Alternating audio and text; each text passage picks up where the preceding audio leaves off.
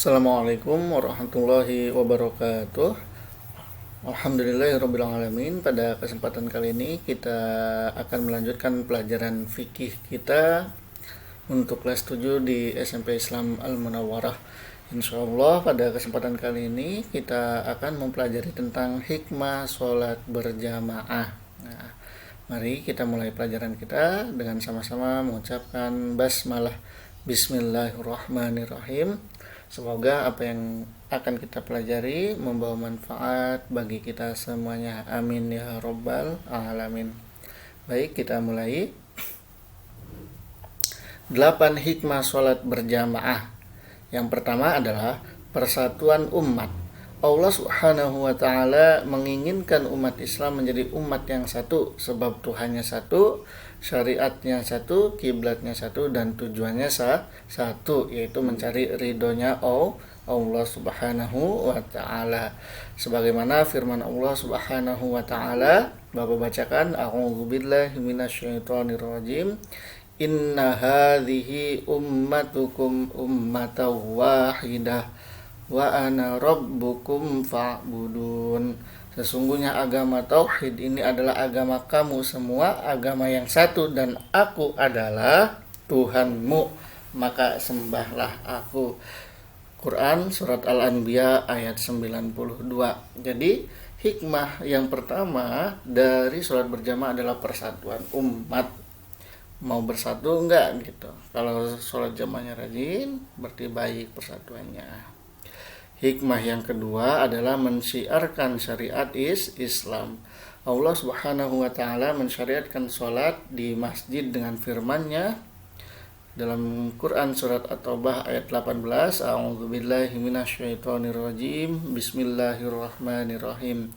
Innama ya'muru masajidallahi man amana billahi wal yawmil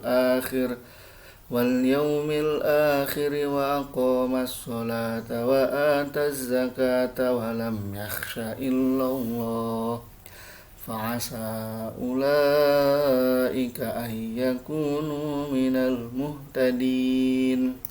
Hanya yang memakmurkan masjid-masjid Allah ialah orang-orang yang beriman kepada Allah dan hari kemudian, serta tetap mendirikan sholat, menunaikan zakat, dan tidak takut kepada siapapun selain kepada Allah, maka merekalah orang-orang yang diharapkan termasuk golongan orang-orang yang mendapat petunjuk.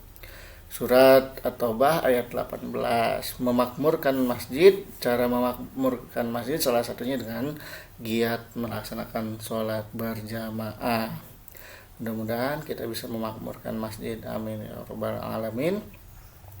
Hikmah yang ketiga adalah merealisasikan penghambaan kepada Allah Subhanahu wa ta'ala, Tuhan semesta alam. Tatkala muazin mengumandangkan azan dan seorang muslim mengiyakan panggilan penciptanya dengan meninggalkan semua kenikmatan kehidupan dunia, kesenangan dan daya tariknya, pergi untuk menunaikan sholat berjamaah dan tidak lalai oleh harta benda dan anak-anaknya dari mengingat Allah Subhanahu wa ta'ala dan dari sholat, maka itulah bukti atas penghambaan seorang manusia kepada Tuhannya Allah Subhanahu wa ta'ala. Nah, baiknya ketika seorang muazin telah mengumandangkan azan, itu adalah seruan atau ajakan panggilan untuk bersegera melaksanakan sholat. Makanya nanti kelihatan seseorang itu menghambakan kepada Allah apa tidak. Ketika lalai dengan urusan-urusan dunianya, berarti penghambaannya masih kurang. Ini adalah hikmah yang ketiga. Dan hikmah yang keempat adalah membakar kemarahan musuh-musuh Islam. Sholat jamaah adalah pemaklumatan kekuatan umat Islam dan bukti atas berpegang teguhnya umat Islam pada tali agama Allah Subhanahu wa ta'ala. Kuatnya persatuan umat Islam dan lenyapnya perpecahan dan perselisihan di antara mereka. Tidak ada sedikit pun keraguan bahwa ini akan membuat marah musuh-musuh Islam dan menjadikan hati mereka penuh dengan kekhawatiran dan ketakutan terhadap persatuan umat Islam. Makanya hikmah yang keempat ini kenapa membakar kemarahan musuh-musuh Islam. Artinya musuh Islam yang nggak senang sama umat Islam ketika bersatu. Makanya kalau sholat jamaahnya itu di masjid rame, wah itu membuktikan bahwasanya kekuatan atau persatuan umat Islam itu sangat kuat. Tapi kalau sholat jamaah di masjidnya sepi, ya kelihatan orang Islamnya aja masih hidupnya masing-masing, nggak mau bersatu. Makanya mudah-mudahan kita bisa terus sholat berjamaah di masjid, amin ya rabbal alamin. Hikmah yang kelima adalah bersegera mengerjakan kebaikan dan melipat gandakan pahalanya. Muslim yang benar-benar muslim sangat ingin menaati Tuhannya dan menjauhi kemaksiatan terhadapnya, yaitu dengan mengerjakan kebaikan yang beragam jenisnya dan meninggalkan kemungkaran dengan aneka ragamnya. Yang kita ketahui sholat jamaah itu pahalanya lebih besar dari sholat sendiri, 27 kelipat gandaan pahalanya. Makanya mari bersegera kita melaksanakan sholat berjamaah, dan hal itu akan terwujud untuk dua tujuan. Yang pertama, merealisasikan penghambaan dengan melaksanakan perintahnya atau perintah Allah Subhanahu wa taala, dan yang kedua adalah berusaha melipat gandakan kebaikan dan menghapus dosa-dosa serta segala kesalahan. Ini adalah hikmah yang kelima. Dan hikmah yang keenam, menghilangkan perbedaan status sosial. Setiap orang di hadapan Allah Subhanahu wa taala adalah sama sebagai seorang hamba. Yang pintar duduk di samping yang tidak pintar, yang kaya di samping yang miskin, pemimpin dan rakyat sama-sama berada pada satu barisan. Semua di hadapan Allah Subhanahu wa taala sama. Yang paling mulia di antara mereka adalah yang paling bertakwa. Seorang pemimpin ketika sholat, seorang pemimpin sujud, rakyat juga sujud. Orang kaya sujud, orang miskin juga sujud. Orang pintar sujud, profesor, doktor, dan lain-lain sujud ketika sholat.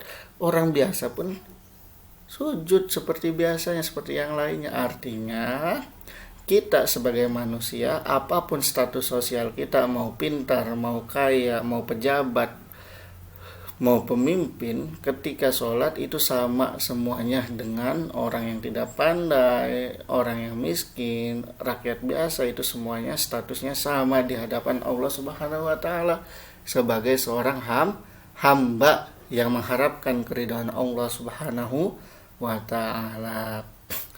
Dan hikmah yang ketujuh adalah memantau keadaan umat Islam dan merealisasikan ukhuwah Islamiyah. Seorang muslim tidak mungkin hidup dengan mengisolasi diri dari saudara-saudaranya, sedikit jika sendiri dan banyak jika bersama-sama. Oleh karena itu, Allah mewajibkan beberapa kewajiban atasnya terhadap saudara-saudaranya. Artinya, kalau sholat jamaahnya rajin itu terlihat sekali ukhuwah Islamiyahnya, tali persaudaraan ya, itu sangat terlihat. Tapi kalau sepi, hidupnya masing-masing, maka itu terlihat pecah belahnya atau tercerai-berai. Dan yang terakhir, hikmah sholat adalah belajar masalah-masalah agama yang belum diketahui. Masjid adalah tempat belajar bagi seorang muslim tentang masalah-masalah agama yang belum diketahui. Hal itu akan terwujud jika seorang muslim selalu mendatangi masjid dan rajin mengerjakan sholat berjamaah, tadarus Al-Quran, serta menghadiri majelis keilmuan. Artinya apa? Artinya ketika kita datang ke masjid, kita bisa berdiskusi atau ngobrol sama teman tentang hal-hal permasalahan agama yang belum kita ketahui, dan kita ikut serta menghadiri majelis-majelis ilmu. Nah, hal-hal semacam itu akan kita pelajari atau mempelajari masalah-masalah agama yang kita belum ketahui dari majelis taklim ataupun obrolan-obrolan kita atau diskusi kita tentang agama tentunya di masjid. Alhamdulillah, materi pelajaran kita telah usai. Mudah-mudahan apa yang kita pelajari pada kesempatan kali ini membawa kebaikan dan keberkahan serta manfaat bagi kita semuanya. Amin ya rabbal alamin. Mari kita tutup dengan sama-sama mengucapkan Alhamdulillahirabbil alamin. Kafaratul majlis. Subhanakallahumma wa bihamdika asyhadu la ilaha illa anta astaghfiruka wa atubu ilaik. Assalamualaikum warahmatullahi wabarakatuh.